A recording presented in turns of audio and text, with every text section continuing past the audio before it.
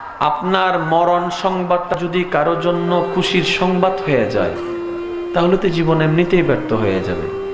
জীবনকে এমনভাবে একটা জীবন বানান যেন আপনি মারা যাওয়ার পরে আপনার মৃত্যু সংবাদটা শোনার পরে আপনার পরিবারের মানুষ না, আপনার আশেপাশের এলাকার মানুষও যেন আফসোস করতে বাধ্য হয়, একটা ভালো মানুষ ছিল, একটা ভালো মানুষ ছিল।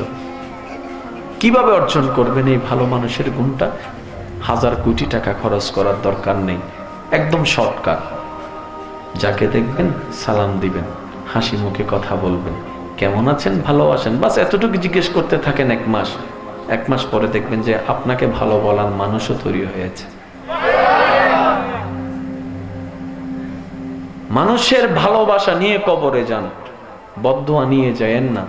কারণ হাসরের ময়দানে শুধু নামাজের হিসাব হবে তা না, রোজার হিসাব হবে তা না, সম্পদেরও হিসাব হবে, জবানেরও হিসাব হবে, চোখেরও হিসাব হবে, হাতেরও হিসাব হবে, ক্ষমতারও হিসাব হবে। সব কিছুর হিসাব প্রতিটি বান্দাকে আল্লাহর কাছে বুঝাই দিতে হবে।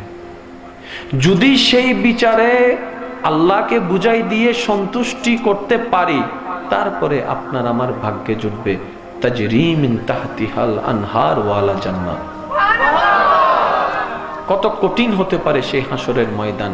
খেয়ালির তালতামাশায় খেলতামাশায় আপনার আমার চলে যাচ্ছে দিন, আর কয়দিনই বা বাকি আছে। বর্তমান গড়ে হিসাব ধরেন 45, 50, 55, 60, এর বেশি তো আর যাচ্ছি না।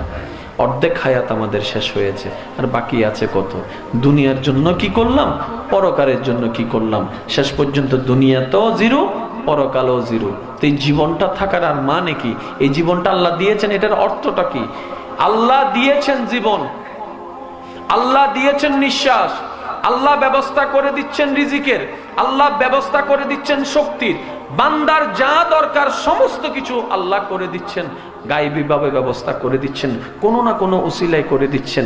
আল্লাহ তুমি এত কিছু দিচ্ছ কেন? আল্লাহ পাক বলে আমার দেওয়া নেয়ামত তুমি ব্যবহার করো, ওই নেয়ামত ব্যবহার করো আমি আল্লাহকে সন্তুষ্টি করার কাজে। সৃষ্টির শুধু একটাই কাজ, সৃষ্টির শুধু একটাই কাজ, যে কোনো উপায়ে নিজ সৃষ্টিকর্তাকে খুশি করা। যেই বান্দা তার আপন সৃষ্টিকর্তাকে সন্তুষ্টি করে শেষ নিঃশ্বাস ত্যাগ করে কবরের জমিনে পাড়ি দিয়েছে, সেই হচ্ছে সত্যিকার সফল। সত্যিকার সফল। আমরা দুনিয়াতে সফল বলতে কি বুঝি? যে অনেক টাকার মালিক, যে অনেক বাড়ির মালিক, যে অনেক গাড়ির মালিক, যার কাছে কোনো অভাব নাই, আমরা বাহ্যিকভাবে তাকে সফল মনে করি। মনে রাখবেন, আসল সফল সেটা নয়। আসল সফল সেই ব্যক্তি যে তার সৃষ্টিকর্তার সন্তুষ্টি অর্জন করতে পেরেছে। আপনার অর্জিত জিনিসটাই যদি আপনার সফলতার কারণ হতো, তাহলে সেগুলো আপনার সাথে কবরে যাচ্ছে না কেন? কবরে যাচ্ছে না কেন? কবরে যাচ্ছে না কেন? হাসরে আপনার উপকারে আসবে না কেন? তার মানে আসল সফলতা সেটা নয় সার্টিফিকেট কয়টা আছে, আসল সফলতা সেটা নয় সৌন্দর্য আপনি কেমন, আসল সফলতা আপনি সেটা নয় আপনার জ্ঞান কেমন, আসল সফলতা সেটা নয় আপনার ঘর বাড়ি দোকান গাড়ি কয়টা কেমন আছে। না না না না, আসল সফলতা বান্দার জন্য একটাই, যদি আল্লাহ দরবারে নিজেকে প্রিয় বান্দা হিসেবে কবুল করে নেওয়া যায়। আপনি এই জগতেও ছক্কা মারলেন, ওই জগতেও ছক্কা মারলেন, এই জগতেও সাকসেস, ওই জগতেও সাকসেস। সুবহানাল্লাহ। শর্ট কথায় বলতে গেলে সাময়িক জীবনও সফল, অনন্তকাল জীবনও আপনি সফল।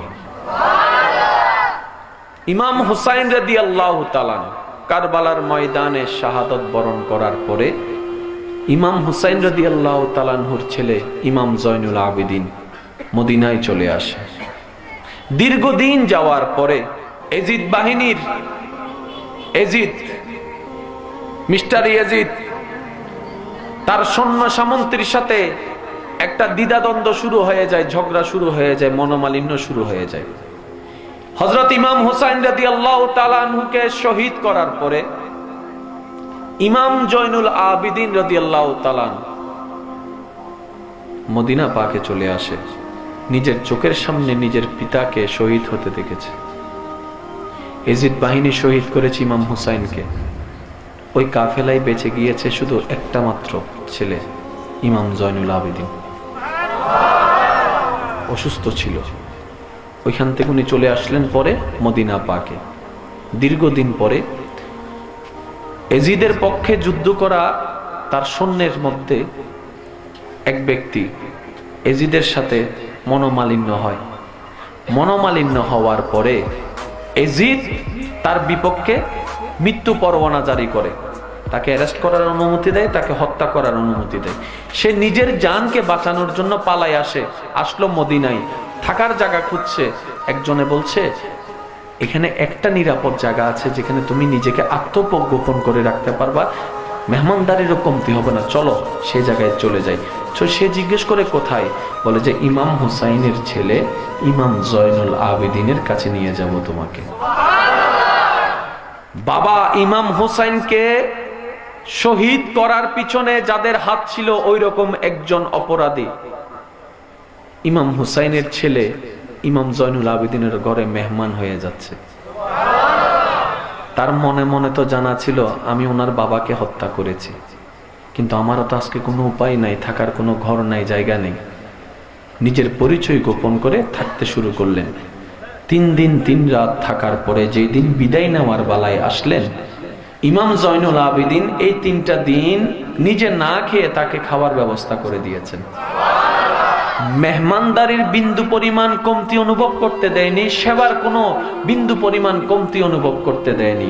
যাওয়ার সময় কিছু নাজরানা, কিছু টাকা পয়সা ওনাকে পথ খরচের জন্য ইমাম জয়নুল আবেদিন সেই ব্যক্তিকে দান করলেন। মানুষ যতই খারাপ হোক না কেন, ভিতরে একটা মানুষত্ববোধ তো মাঝে মধ্যে জেগে ওঠে। সে যেতে যেতে চিন্তা করলো আমি কার বাবাকে হত্যা করলাম, আমি কার বাবাকে হত্যা করলাম, যিনি আমাকে এত সুন্দর মেহমানদারি করলেন, আমাকে নিরাপত্তা দিলেন, সবকিছু করলেন। ভিতরের ভিতরে একটু জ্বলা শুরু হয়ে গেল। উনি আবার রিটার্ন আসলেন। আসার পর ইমাম জয়নুল আবেদিনকে 2 চোখের পানি ছেড়ে দিয়ে বলেন আপনি হয়তো আমাকে চিনতে পারেন নাই, আপনি হয়তো আমাকে চিনতে পারেন নাই।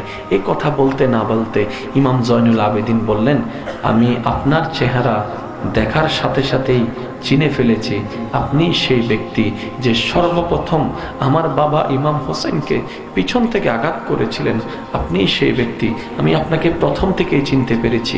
শোনার পরে সেই ব্যক্তি অবাক হয়ে তাকাই রইলেন ইমাম জয়নুল আবেদিনের দিকে। আপনি আমাকে চিনতে পারার পরও এত মেহমানদারি করলেন, এত যত্ন নিয়েছেন। আমি আপনার বাবাকে হত্যা করার পিছনে, আপনার বাবাকে হত্যা করার পিছনে আমি অপরাধী। আপনি চিনার পরে জানার পরেও আপনি আমাকে এত মেহমানদারি করেছেন। তখন ইমাম জয়নুল আবেদিন বলেন ঘরে কোনো মেহমান আসলে তাকে মেহমানদারি করা আমাদের নবীজির সুন্নাত। দুশমনকেও মেহমানদারি করা আমাদের নবীজির সুন্নাত। সেই দিন কারবালার ময়দানে তোমরা যেটা করেছিলে সেটা তোমাদের চরিত্র, এই 3টা দিন যে কাজগুলা করেছি সেটা আমাদের চরিত্র। তাহলে আপনি দেখেন 2টা চরিত্র এখানে বেশি উঠেছে। শত্রুকেও মেহমানদারি করা, নিজের বাবার হত্যাকারীকে মেহমানদারি করতে দ্বিধাবোধ করেনি। এটাই তো আওলাদের রাসূল। ইসলাম তো এটাই, যার চাকরি আছে সে সফল, যার নিজের একটা বাড়ি আছে সে সফল, যার চাকরি আছে সে সফল, যার নিজের একটা থাকার বাড়ি আছে সে সফল, যার প্রত্যেকদিন টাকা ইনকাম হয় সে সফল। না ভাই না, যেগুলো আপনি দুনিয়াতে রেখে যাবেন সেই অর্জনের সফলতা নেই। যেই অর্জন আপনার কবরেও পাশে থাকবে, হাসরেও পাশে থাকবে, ওই রকম জিনিস অর্জন করতে পারলে এটাই হচ্ছে আসল সফলতা। আমরা ব্যর্থ হতে চাই, আমরা সফল হতে চাই। কথা বলেন ঠিক না বেঠিক? পবিত্র কাবা শরীফের পাশে আপনার আমার দয়াল নবীজি বসা। এক ইহুদির সন্তান তার মাকে দেখলো কান্নাকাটি করছে, মাকে গিয়ে জিজ্ঞেস করছে মা তুমি কান্না করছো কেন? তখন মা বলে, কয় বাবা, তোর বাবা মৃত্যুবরণ করার পরে টাকা পয়সা তো আমাদের তেমন নাই, এই কাপড়টা পরতে পরতে এখন ছিঁড়ে গিয়েছে, নতুন কাপড় কেনারও কোনো টাকা নাই। মার মুখে এরকম কথা শুনে সন্তান কি আর বসে থাকতে পারে? দৌড়ায় চলে গেল চাচাদের কাছে, জেঠাদের কাছে, আত্মীয় স্বজনের কাছে। প্রত্যেকটি ঘরে ঘরে গিয়ে, জায়গায় জায়গায় গিয়ে তার মার জন্য একটা কাপড় ব্যবস্থা করার জন্য সবার ধারে ধারে গেলেন। সবাই তাকে ধাক্কা দিয়ে বের করে দিল। ছোট্ট বাচ্চা মায়ের চেহারা স্মরণ করতে করতে দুই চোখের পানি ছেড়ে ছেড়ে রাস্তা দিয়ে আসতে লাগলেন। হঠাৎ একটা মানুষের সাথে দেখা। জিজ্ঞেস করলো, তুমি কান্না করছো কেন? বিস্তারিত ঘটনা খুলে বলল, আমার মায়ের কাপড় না, একটা কাপড়ের যদি ব্যবস্থা করা যেত। তখন সেই ব্যক্তি বললেন, কারো কাছে পাও কিংবা না পাও, কাবা শরীফের পাশে একজন বসা আছে, নাম হচ্ছে মোহাম্মদ, ওনাকে গিয়ে বলো তোমার দুঃখের কথা, কোনো না কোনো সমাধান উনিই করে দিবে। দৌড়াই গেল মার কাছে, মা এমন একটি সংবাদ পেয়েছি, যাকে সবাই জাদুঘর বলে, যাকে সবাই জাদুঘর বলে, যার সাথে কথা বললে নাকি ধর্ম অটোমেটিক চেঞ্জ করে ফেলে মানুষ, ওনার কাছে গেলে নাকি কাপড় পাওয়া যাবে। মা বলে যে, সন্তান তোমার ওইখানে যাওয়ার দরকার নেই। কয় না, আপনার কাপড়ের ব্যবস্থা করতে হবে, আপনার চোখের পানি আমি সহ্য করতে পারছি না। আর একটু জোরে বলেন না। সন্তান দৌড়াই গেলেন। আপনার আমার নবীজি কাবা শরীফের পাশে বসা। ওই সন্তান দৌড়াই গিয়ে নবীজির দরবারে নবীজির সামনে উপস্থিত হয়ে সর্বপ্রথম বললেন, আমি কিন্তু ধর্ম পাল্টাতে পারবো না। আরো জোরে বলেন না। আমি কিন্তু ধর্ম পাল্টাতে পারবো না, পারলে আমাকে সাহায্য করেন, না হলে কইরেন না। আমার নবী মুস্কি হেসে বললেন, কেন বাবা, কি বলো? আমার মার কোনো কাপড় নেই, একটা কাপড়ের দরকার। আপনার আমার নবী ওই ইহুদি সন্তানের এমন কথা শুনে কি করলেন জানেন? নিজের শরীর মোবারকের সাথে জড়িত থাকা সেই চাদরখানা খুলে সাথে সাথে দিয়ে দিলেন। নিজের পরিহিত কাপড়, শরীর মোবারকটা কার? আল্লাহর হাবিব নবীর। আল্লাহু আকবার, আল্লাহ। কাপড়টা দিয়ে দিলেন। বাচ্চা তো কাপড় পাওয়ারই স্বপ্ন ছিল, কাপড়টা তো পেয়েছে, দৌড়ায় চলে গেছে, মার হাতে দিল।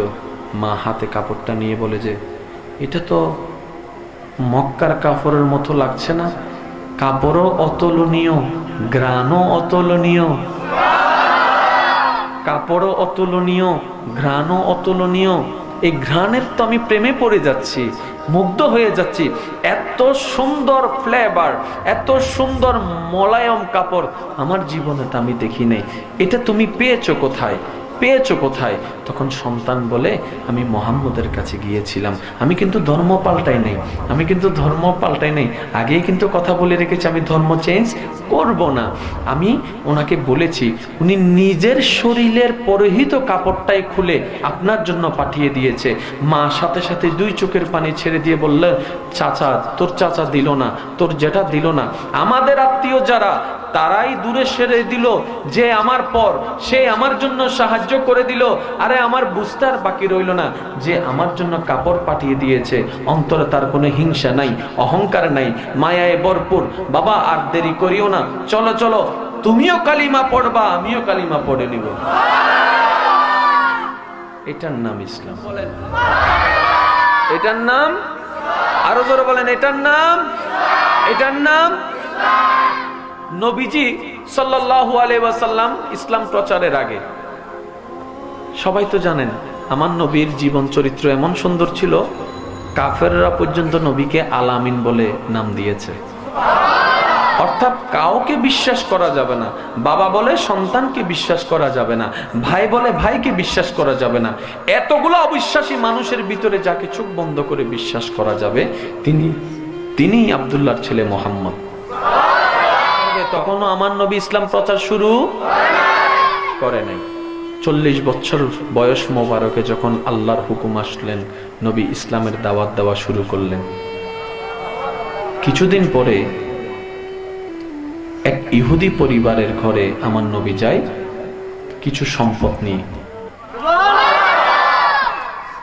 ওই ঘরে যাওয়ার পরে দেখলেন একজন মহিলা আছেন, তার একজন সন্তান আছেন। মহিলাকে ডাকলেন, সম্পদগুলা ওনার হাতে দিলেন। মহিলা সম্পদ হাতে পেয়ে চিন্তা করে, এগুলো কেন দিচ্ছেন আমাকে? এগুলো কেন দিচ্ছেন? দয়া করছেন, দান করছেন? আমার স্বামী মারা গিয়েছে বলে আপনি আমাকে দান করছেন? তখন আপনার আমার নবী বলে যে না, এটা আপনার স্বামীর সম্পদ, আপনার হাতে পৌঁছায় দিলাম। মানে আমি তো জানি না। কয় আপনার স্বামী মৃত্যুবরণের আগে, অনেক দিন আগে আমার কাছে কিছু সম্পদ আমানত রেখেছিল।